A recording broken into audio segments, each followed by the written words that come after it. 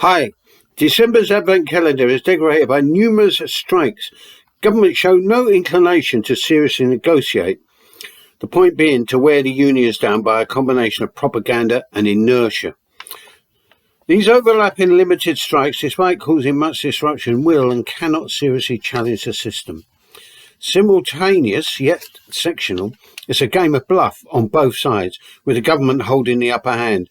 Don't expect much to come from this, except a collection of shoddy compromises, mostly from the union side. If the strikes are unofficial, wildcat stoppages led from below, there would be an entirely different proposition from what are now entirely ritualistic, controlled from above actions. The government are quite content to let these limited strikes continue. That, to all appearances, to the contrary, the unions are weak, with the latter more likely to lose this protracted war of nerves. The only possible serious challenge to the government and establishment will have to emerge from outside this current round of strikes, which are entirely law-abiding and passive. Individual settlements, shoddy top-down compromises will automatically weaken any solidarity.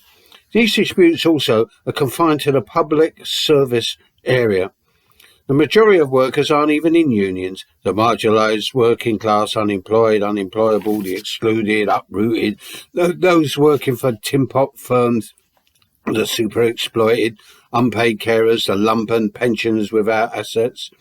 Also the self-employed, who are on what's basically a minimum wage or below. Any resistance from these groups, the overwhelming majority of the working class, will have to erupt outside these strikes. This can only manifest itself primarily on the streets in direct confrontation with the forces of order, and will probably take on some irrational and primitive forms. But that's all we have. Our only breakout form of class expression against the system that's crushing us and squeezing our very life forms into nothingness. One of the few methods of escaping from their psychological grip.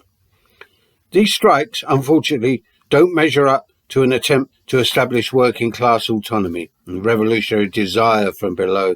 This will have to come from elsewhere within the class, in all its diversity. Bye.